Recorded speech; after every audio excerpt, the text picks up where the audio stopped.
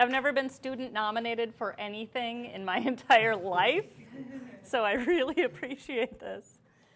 Before I start, I'm going to give you a pretty laid-back presentation, and I want you to feel comfortable when I ask you questions to actually answer them, because the process of zine making and the process of self-publishing is not a top-down educational endeavor. Of course, this is something that, when I teach actual zine making to other students, it is a process that we embark on together.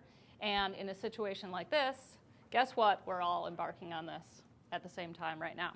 So how many of you have spent time in Cambodia? Are you actually Cambodian? No. I'm from Taiwan. You're from Taiwan. Yeah. Are there any people who are Cambodian here that maybe have been in Cambodia but before they remember? Nope. How many of you self-publish? And how many of you are not students? Okay. Oh.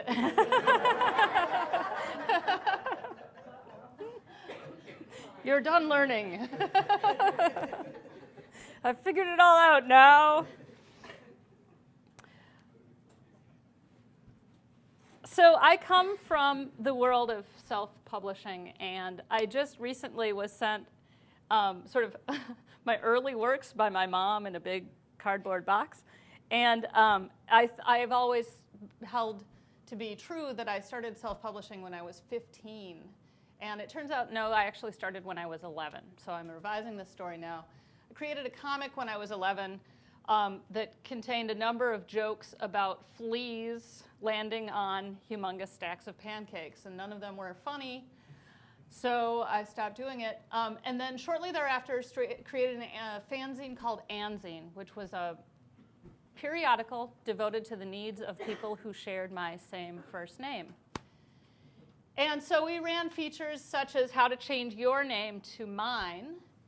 And then, as you can see, we would do things like write a letter to Bill Clinton suggesting he change the name of the country from America to Ann Erica, because since he was not doing very well in the polls at that point, this would really up his popularity.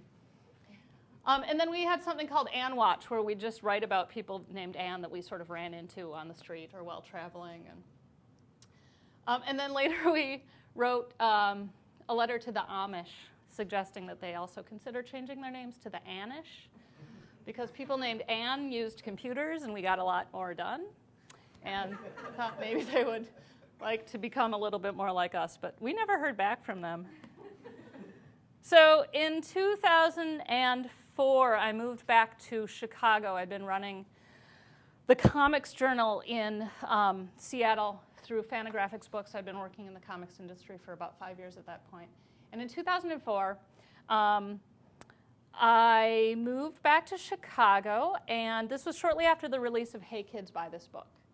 And Hey Kids, Buy This Book is a middle school aged book that aims to talk to young people in their own, but sort of in their own language about advertising and marketing, and it's particularly marketing aimed at youth. So during the book tour for this, where I went around working with groups of young people and sort of talking to them about issues of marketing, one of the youngest girls that came to any of my events, we were writing letters to big corporations and asking them to follow through on the marketing that their products had promised us. And one of the young girls in one of my presentations wrote a letter to American Girl Place and basically said, I love you, I want to live in your store forever, would you please adopt me? Your restaurant is so good, I could eat the food all the time. And I was so amazed by her letter that I went to American Girl Place, and if you haven't been there, it's crazy. And it's 3 floors, and there is a restaurant, and there's also a hair studio where you can have your doll's hair done. And basically, it attempted to be everything that girls need in this world. So I talked to a group of actual girls and said, hey, you know, like if American Girl Place actually provided you everything you wanted in the world, what would that include? And they came up with a list of things including domestic partnership benefits, free tampons, health care, equal pay for equal work. And we took images from the American Girl Place catalog, created these little shopping aids, brought them back into the store, distributed them, and then I got arrested for doing so. The point is that I'd been working closely with kids for quite a while and teaching them how to make zines, and this was the zine that we used in most of my workshops, Hey Kids. Was created for the tour around Hey Kids, Buy This Book, how to make this very zine. It basically is a zine that teaches you how to make one of these little eight-up fold zines. Oops. Yeah, this was Hey Kids. And then moved back to Chicago to take over Punk Planet magazine, which is a magazine founded in 1994 that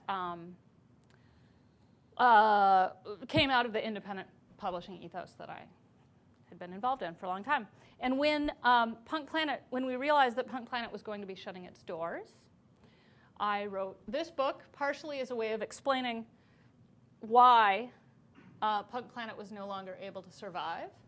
And this book, which you can look at in physical format here, is about the corporate infiltration of the underground art and media culture.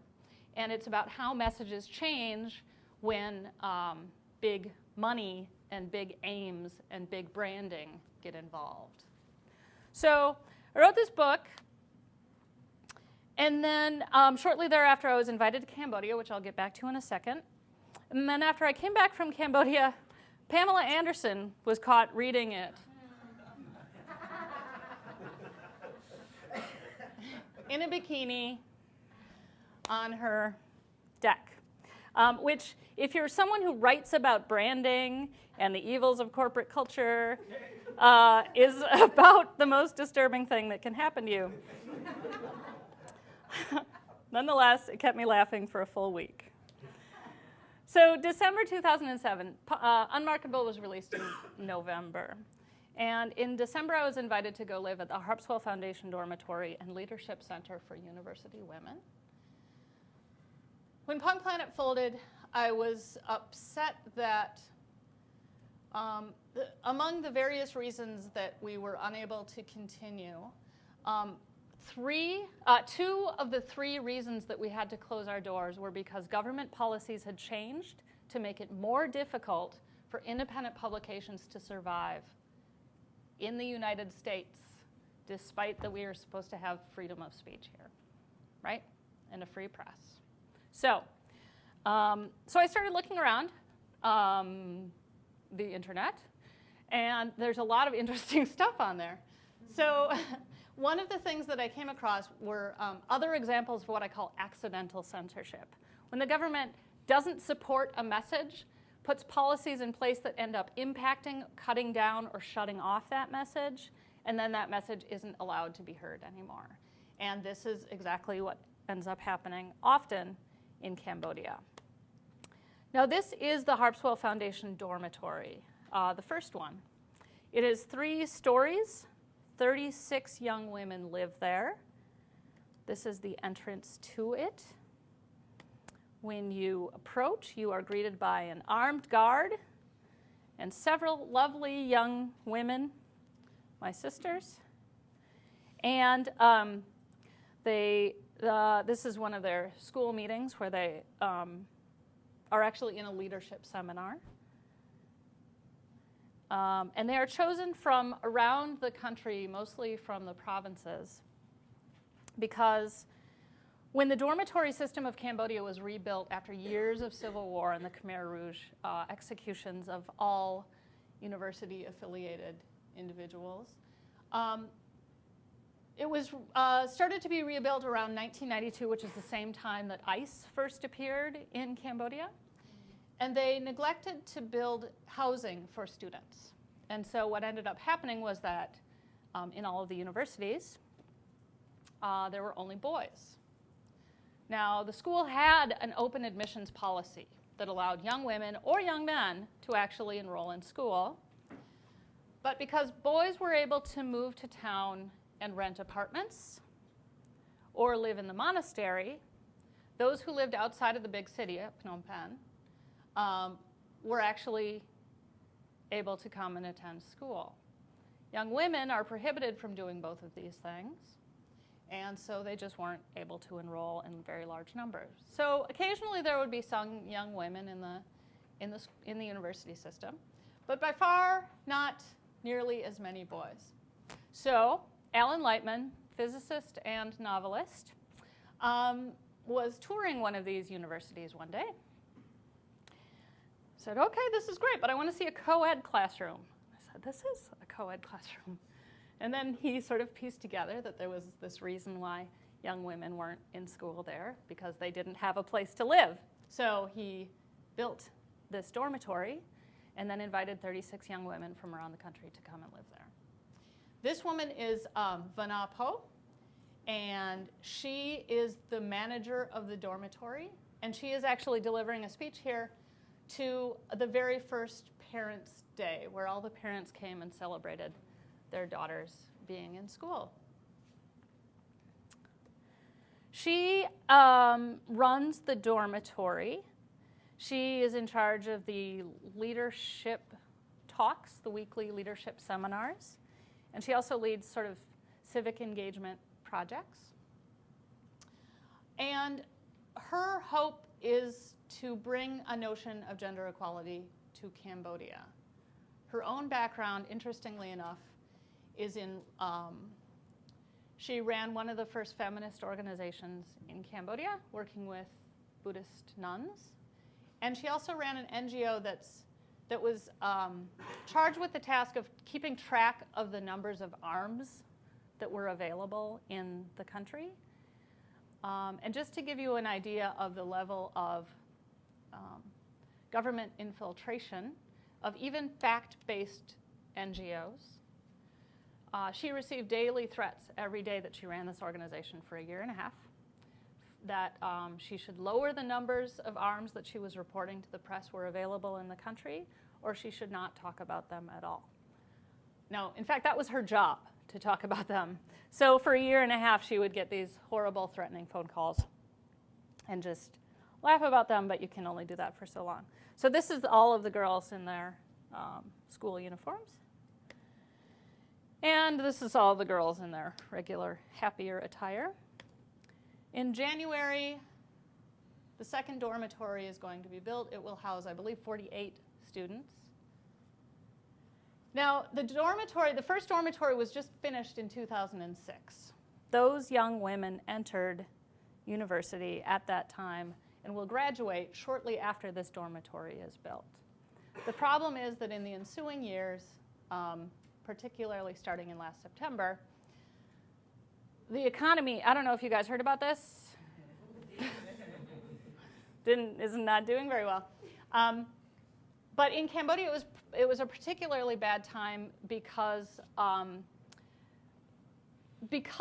Cambodia had gotten its start in sort of goods manufacture so much later than the rest of Southeast Asia in particular. They instituted all these amazingly interesting trade agreements so that they don't actually use sweatshop labor. They pay living wages. They don't actually use the cheapest available resources. They use the best available resources. And this was really sort of an amazing approach for any country to take, particularly Cambodia. And what it did was, because the garment factories employed 90% women and was therefore the first industry that was really available almost exclusively to women, it changed the social standing of women in the country. In 2004, this trade agreement shifted, started to get a little bit more tense about things. By 2008, garment factories just straight up started closing. What's been showing up in their place? Something called hostess bars, which is, in fact, of course, a place for sex work to occur. So the condition of women's rights in Cambodia very tenuous.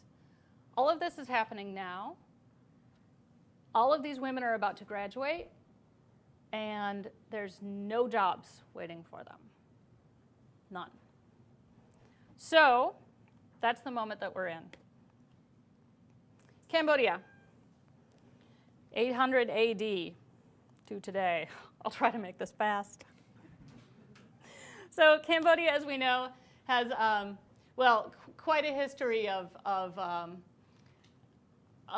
expansion and contraction. And if you're not aware, it sort of sits south of Thailand, and there are border disputes there, south of Laos, and there aren't really border disputes there because everybody in Laos is pretty mellow about stuff. And not so many border disputes right now between the Cambodians and the Vietnamese because they avoid each other like the plague. Angkor Wat, of course, beautiful, amazingly glorious. This is the main temple in Siem Reap that is now being visited by so many tourists per year that it is physically sinking into the ground. And as we were discussing over lunch, it's actually managed by a Vietnamese company. Women, of course, rarely make a showing in Cambodian history. It is very patriarchal society, except for the mythical deities, the Apsara, which is also a very popular dance, which you may have seen this. I can't do it at all, so don't even pretend that I'm any good at it. But these are the mythical beings that sort of sprung from the churned bits of animal in the sea of milk and then distracted the evildoers with their sex appeal and won the war. Now, in the 18th century, a book was written, actually 2 books, and this is both of them combined into one volume. Chabab Sarai and Chabab Bros. Chabab Sarai is girl law. Chabab Bros is boy law. And these books set about describing the proper role for women and men in Cambodian society. It's written by a prince. Because of the high level of illiteracy in Cambodia, some estimates claim that 70% of Cambodia is literate, but literate by most measures means the ability to write a phrase, and not necessarily the ability to read a newspaper. So because this was written down and it was written by a prince, there's a little bit of a gray area between whether or not this was an actual law or more of a social contract. Nonetheless, it's been fairly thoroughly adopted into Cambodian culture, both for girls and for boys. Of course, Chabab Sarai, the girl version, is a lot longer, and there are a lot more rules that stipulate being a girl in Cambodian culture. Among them, do not allow your skirt to rustle when you walk. Make sure that if you're in a room with young children, that the young children are taken care of. Do not look young men in the eye. When your husband beats you, know that it is your job to receive his beating. So, good, plain, sensical, family-oriented ideas, plus some that are a little bit more destructive. Not unlike advertising. Sure, I don't need to go into how Kotex makes you feel more confident, comfortable, and carefree, and describes the proper ways that you can engage a young man and the various products that you need to purchase in order to do so, and whether or not you can be beautiful just on your own, or if you take a man by the name of maybe John Robert Powers to tell you how to be beautiful. Nonetheless, these aren't foreign concepts to us here in the United States. But in Cambodia, there's a little bit of a different history with young women, the cooks at the killing fields that actually worked there, creating the food. Of course, the Khmer Rouge were famous, like a lot of fascist ruling parties, were actually famous for installing young people in great positions of power because they had felt that, for one, they were more manipulable, and for two, sort of hadn't had the experience to reason their way out of more dangerous, tricky adult situations. And for 3, especially in Cambodian society, there's an understanding that young people might actually be a little bit more aggressive and sort of willing to pursue these issues. So young women, about the age of my young women that I worked with in the Harpswell Foundation dormitory. Of course, the Khmer Rouge, very strict, as we know. Does anyone not know Khmer Rouge, 1975, marched into the city of Phnom Penh with guns, pretty much took the entire city out to the countryside and made them work in rice fields. And among the various rules and regulations that were in place while you were living in one of those camps, let's see if I can read these. Do nothing, sit still and wait for my orders. If there is no order, keep quiet. When I ask you to do something, you must do it right away without protesting. If you don't follow all of the above rules, you shall get many lashes of electric wire. If you disobey any of my regulations, you shall get another 10 lashes or 5 shocks of electric discharge. This was posted at the S21 sort of torture center. 12,000 people were killed, exactly 7 survived during the entire 4 years of the Khmer Rouge regime. That only lasted 4.5 years. Yes, it took several decades to recover from. The question is how much recovery has actually taken place in the meantime, especially for young women. And the sexualization of young women in Cambodian culture is, of course, rampant. And this, I don't even know which business in particular we're talking about, but it's very exciting. First, skyscrapers in the history of Cambodia are about to be built around the same time that the young women graduate, around the same time that the second dorm is completed.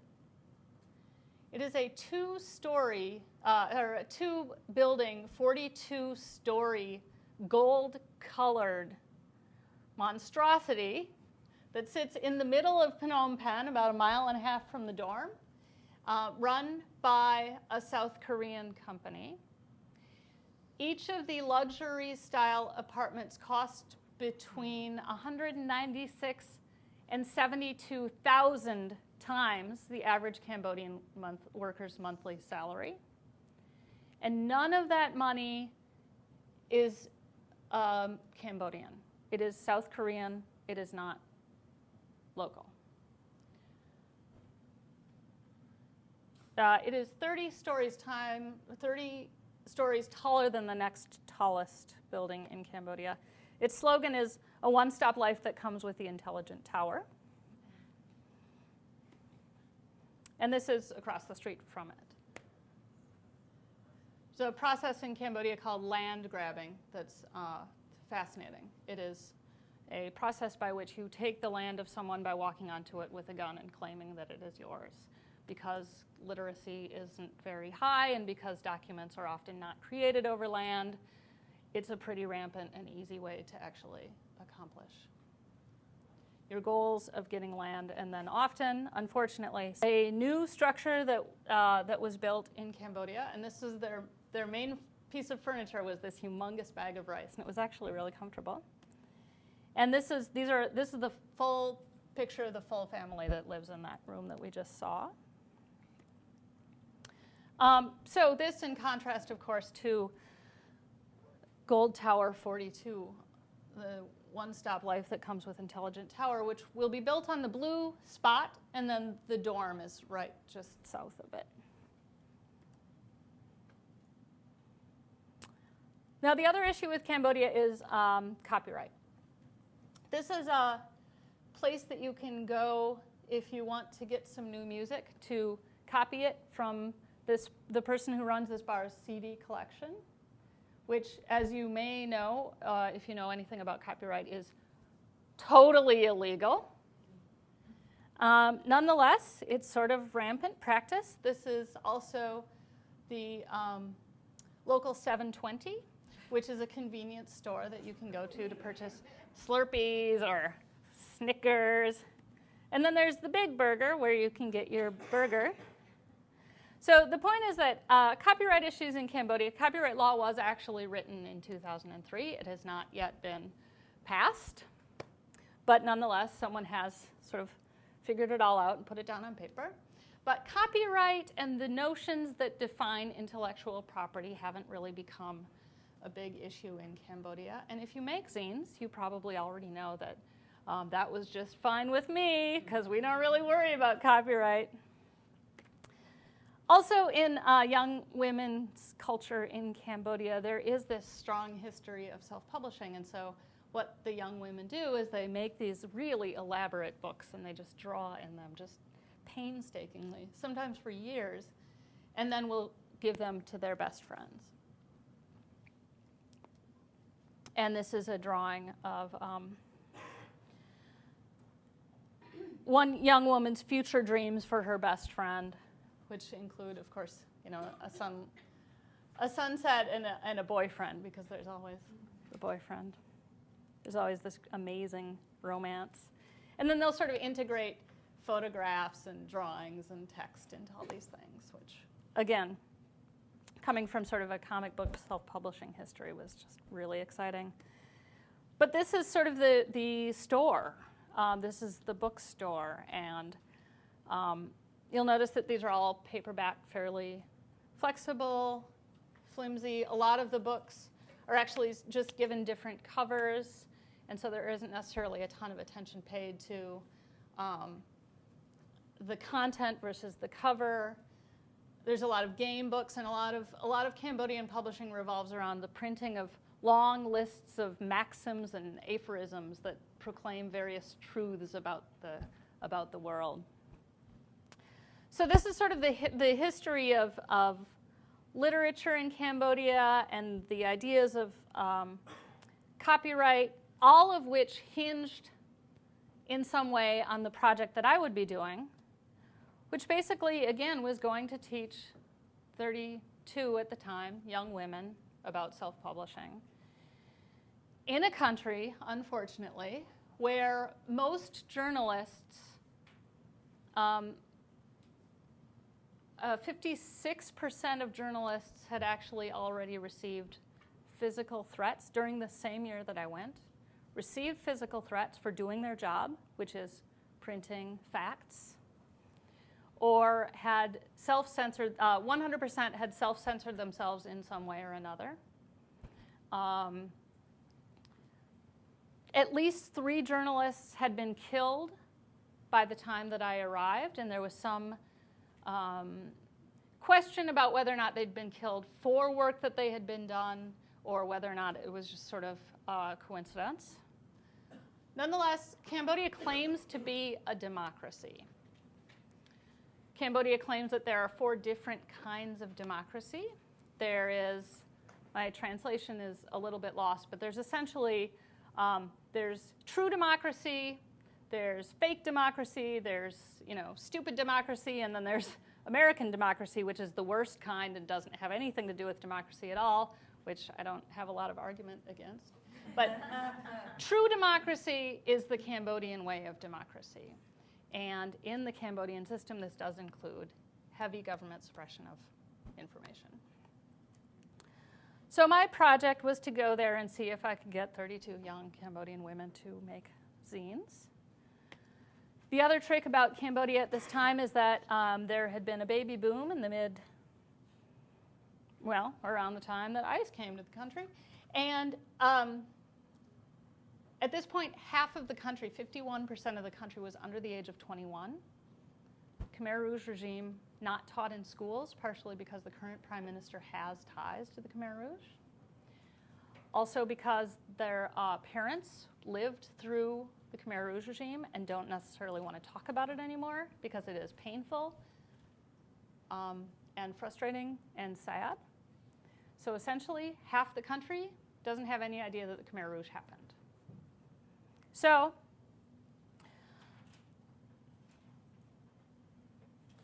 developing the idea of bringing self-publishing to Cambodia was about trying to find a way to teach a single skill that could collect a body of knowledge that could be passed peer-to-peer without American or any intervention. So how do you do this with 32 Cambodian teenagers who, by the way, and this is an actual picture of our room, and I was 37 when I went here, which is 20 years older than my roommates, and I was sleeping on the bottom bunk in a dorm that is, you know, a sixth the size of this room, and it was pretty intense, actually. I didn't even live in the dorms in college. So this was our actual bedroom, and Kalyan, one of my roommates, drew this. And these are pictures of them, Kalyan, Milia, Banat, my roommates. They're giving the sampia. And they are all skinny and adorable, and they all fit on one bed. And I barely fit on that same bed myself at all. In the dorm, they do all of their own cooking, cleaning. They're an entirely self-governing organization. Shopping. This is a drawing that Kalyan made of the living room where we made most of our zines. Now, I had class 2 days a week and 3 hours in the morning, Mondays and Wednesdays. And we would go in and I'd say, like, hey, do you guys like books? And they'd say, we don't really know what you're talking about. Oh, okay. Do you guys like comic books? We don't know what you're talking about. So there's this incredible learning process about, like, if you could write anything you wanted, what would it be? And we had to go through a lot of talking about their ideas and their interests and their hopes before they felt like they could come up with something that they owned and that they were excited about doing. Now,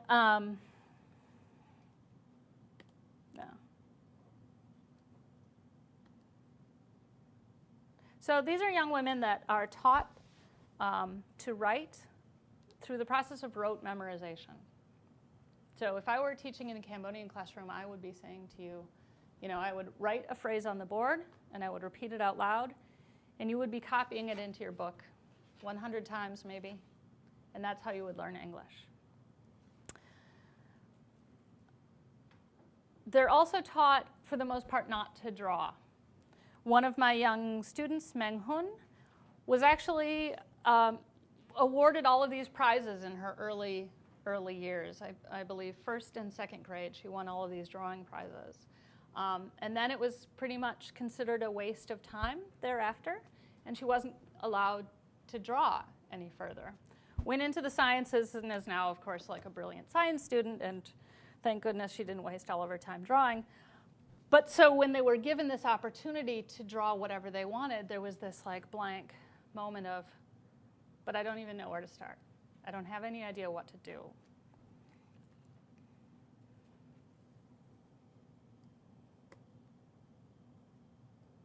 This is Meng Hun on the right there.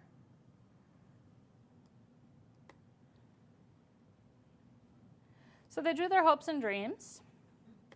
We'll look at them in more detail soon. And then we went to a local copy shop. Copiers are locally available everywhere. Pretty much on all street corners, someone has a broken down copier that they've rejiggered and is now able to spit out slightly janky copies at not very much money. But there aren't local publishing or local paper making facilities. There aren't any printers available outside of copy makers in the country. And there really aren't publishing houses or editorial situations in Cambodia outside of, there's one translation service that works with literary arts, and then there's one, and then there are a couple of newspapers. So learning this process of drawing our own content, making it work, folding it all together, trying to figure out what to do, bringing it down to the copy shop. These are all the processes of publishing. This is what you do, and I've now run 4 or 5 different actual official publishing houses that I didn't make up in my bedroom. And they're all the same process. You find the nearest facility. You see if it's going to work. You figure out how much it's going to cost, how much time it's going to take. Bring your friends in case you're going to get bored. You have to really closely check that the quality of the merchandise is coming out okay. And then you get it home and you have these little zines and you're like, okay, oh, woo, I did all the work. I'm done. This is great. And if that's where you let publishing sit, then you have a big stack of papers in your living room for the rest of your life that no one will ever read, and you have wasted all of that time. So then you have to go through and you have to invent something called a distribution system. And in Cambodia, since there isn't a large literary culture, and there certainly isn't a small independent publishing culture, we had to invent the notion of distribution from scratch. So the young women, this is actually inside the dorm. It's looking down over one of the balconies. Went first to social networks, of course. Wanted all of their friends to be able to read their creations. And then we went to local bookstores on our motorcycles. And we asked if it would be okay if we distributed our work for free. Now, Cambodia right now is in such an economic state, as I mentioned, and at the time, the dollar is the currency that is used there. And so even literally, the currency that is available for use in Cambodia isn't actually Cambodian, right? I mean, you can't get any more of a directly obvious metaphor than that. So what was really important was that we conceive of this project as a non-commercial enterprise, as a way of sharing information, not as a way of branding yourself, not as a way of distinguishing yourself, not as a way of getting a job, but as a way of developing a natural resource in Cambodia that could be shared among other people. So went to the bookstores. Can we distribute these for free? What are they? They're books that we made. Why would you do that? That's crazy. Well, they're kind of cute. Do you want to see one? Yeah, okay. Looking through it. Every time we delivered these, this is a stack of, I think there were about 100 in this run that we did. By the time I got home, there was an email asking me to bring more by. This is how to make an airplane. Paper airplane, sorry. This is another distribution point. Some of the girls had classes during the time that I held my self-publishing class. And so they would actually teach each other how to make these when I was gone. And this is one of my roommates teaching one of the other young women how to make zines. And then really quickly, this crazy stuff that we came up with was integrated into their schoolwork. They would bring these with their dictionary and with their other school books, and they would bring them and share them with their students. Yeah, no, totally. After we get done with the math thing, maybe we can work on another zine. It was so thoroughly integrated into their culture that this was my last day, and they all made a bunch of zines that I never saw. So all of a sudden, I wasn't involved at all. And what a bummer for a teacher, right? You worked so hard, and they're finally there, and you don't get to share in that at all. And these are some of the zines that they made. This is Denny's The Best and Lovely Place. It's a zine mostly about the educational system in Cambodia. The action in the class, the teacher is teaching. Please repeat after me, and as you can see, there's 3 students sitting at each desk, which is actually an under-exaggeration. There's usually something like 50 students in a classroom, and more often these desks, which are about the length of this desk here, seat 5 students each. And again, this process of rote memorization that I mentioned. Young women for a long time, of course, weren't encouraged to go to school, but more offered the opportunity to stay at home.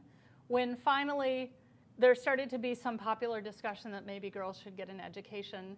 The rhetoric that was used was that girls should learn how to write so that they can write love letters to their boyfriends. And this is Denny at the Killing Fields, where we went.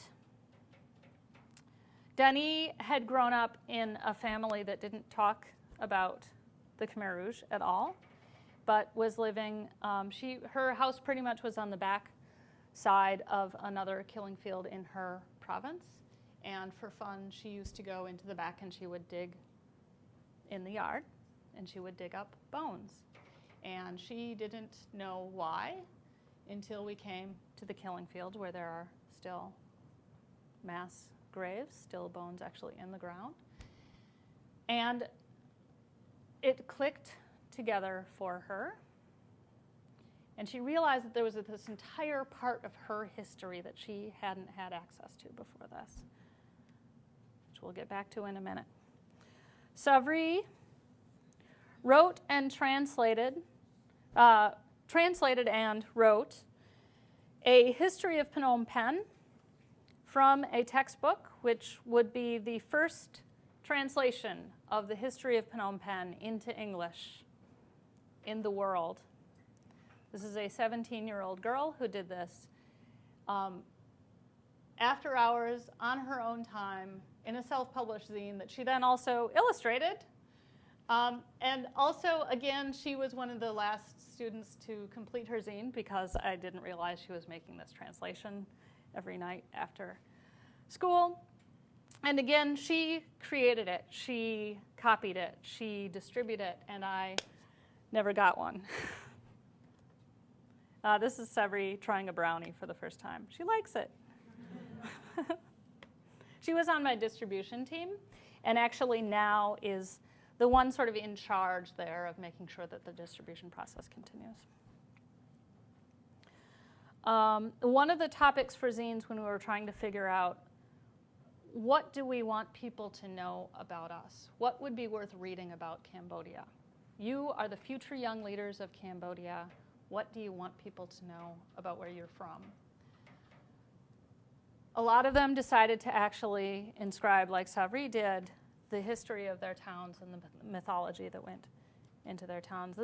She comes from this town, Rokakong, where there is sort of a famous story. This is a story that's told in a lot of different contexts, but essentially there is a baby who is the future king and savior of the town, and then an old, decrepit man who appears to be too old to actually get anything done, and he saves the baby. And in this case, he saves the baby by running toward a river, and then the trees magically bend over and meet and make a bridge for him, and then the bad guys aren't able to get across the trees because the trees magically then go back up.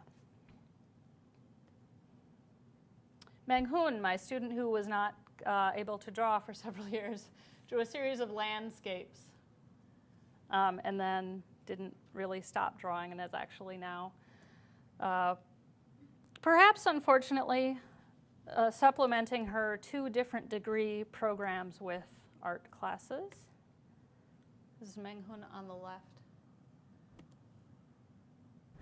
Samui is our agriculture fan. She wrote a zine describing how to farm rice.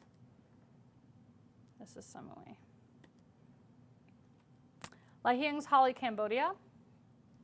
This reads, book like the life that loves, study because it give you have read life. I love this world very much. In here have a lot of stories that you can know it by this book. You much send full life for read? I think so, and I think that's George Washington. And her zine was entirely drawings about pictures of romantic images and then how great books are. And then we get to a really interesting moment. So the purpose is find a medium, find a story you want to tell, write it down, share it with your friends. This is great. And this is the ideas that led me to be interested in democracy in the first place, both as a participant, given my history in self-publishing since the age of 11, which, by the way, was in 1981, and also as sort of a professional adult person who goes around and talks about issues of freedom of speech. and works in the independent publishing industry. And one of my students then makes a zine about her growing up. She was born in something called Camp 85, which is a Thai border camp, where her family was brought after the Khmer Rouge regime fell. And later in the zine, she reveals that her father had been a part of the army. And this is, of course, not information, especially while the tribunals are going on, that you necessarily want to make public. It was a very interesting moment, and something that, of course, happens frequently in Cambodia, because if you weren't a Khmer Rouge regime collaborator, then you were certainly a Khmer Rouge regime survivor. And the lines get really thin and tricky, especially for very young women. So all of a sudden, it became this question of, oh, we're doing this thing, and we're supposed to feel free, and we're supposed to feel excited, and yet how are we personally implicating ourselves in this? Nonetheless, Savada is an adorable, brilliant law student that continues to write eloquently. This is, just a spate of the couple of the zines that we had made. And then I get a letter after I was back for a few months from Tevi, who emailed me, among other things. You know, on 3rd of March, I'm doing a presentation about show and tell. It means I have to bring one object, and then I have to show to my classmates and explain them about that object. I'm going to show my friends about Zine, but I am not sure whether I can do it well or not, because I think I don't know about Zine. Is it okay if I do a presentation about a zine? Can you give me the definition of zine? Can you give 3 important reasons of making a zine? I have tried to check dictionary to find this word, yet I cannot find it. I know the advantages of it. However, I want to get the correct information from you because you are the one who expert at zine. I hope you will reply to me soon, and please forgive me if I have made mistakes with my suggestion or my writing. Now, of course, what Tevi is hitting on here is the fundamental problem that a lot of people don't actually know that self-publishing exists, much less the particular kind of self-publishing known as zine making, which is small, independent, used to be fanzines, which was where the name Anzine came from, which used to be a funny joke, but now since the word fanzine doesn't exist anymore, it isn't funny anymore. And of course, zines aren't actually in the dictionary, and so of course she's going to check the dictionary to find the word, but it's not going to be in there. She's well aware of what the advantages are. And yet, she's a little bit unclear about why anybody would spend their time doing this. So I had actually several self-publishers from around the country write to her back. And their reasons for continuing to self-publish their own literature ran the gamut from no editorial control, or complete editorial control, no editorial oversight, being able to do something that is purely out of passion and absolutely without any hope of making a profit, working in a totally commercial-free medium, which for a lot of people you don't have the opportunity to do no matter where you work, and also exploring any topic of interest because you like to explore things. So Tevi gets this information, writes me back. You know, this afternoon I did a presentation about show and tell. I got successful with my show, and everyone in my class were very interested in making zine very much. You see, when I said that I would like to show you one special object, and it is called zine, everyone in my class were very surprised, and their face seemed very strange. And they paid attention to listen to me and asked me a lot of questions. After I finished my show, my classmates asked me to see zine, and they try to check it whether or not they can make it, whether they can make it or not. One of question including who taught me how to make a zine, and I told them I got from Anne Elizabeth Moore. I am really happy today because I have done my show successfully, and I can make other people be interested in making zine. Thank you very much for kindness to give me lots of fantastic details about zine. So this was in Cambodia. This was well after I had left. And what I did then was I took their zines, And I can actually, how much time do we have? Probably you should begin to wind off. Okay. So you can check these out afterwards. There's a whole collection of them. I can't actually leave them with you because I have to bring them to this other place later.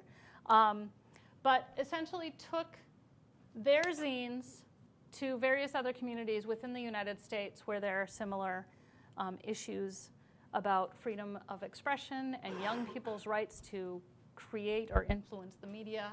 And this is young women in San Antonio, Texas, who are dealing with, of course, a lot of immigration questions right now. Reading and then responding to the young women's zines in Cambodia. And then in Rhode Island, Providence, Rhode Island, we went and did the same thing. And in that class, Sarah, to the left, actually was really excited because she is Cambodian and hadn't been back to Cambodia. And this was her way of actually learning about her own country. So the influence of this project and the influence of incredibly small, tiny, girl-made, insignificant, absolutely undetectable by any powers that be, has been pretty enormous, actually.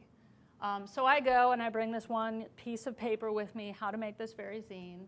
And then I give 3 different lectures on it to Panesastra University, at the Harpswell Foundation Dormitory, and then at the Center for Children's Happiness. And each of them goes out. They teach more students. Some of them go on, teach more students.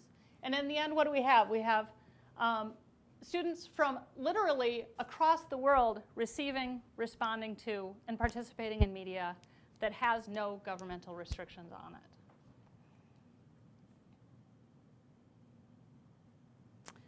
And I think I will probably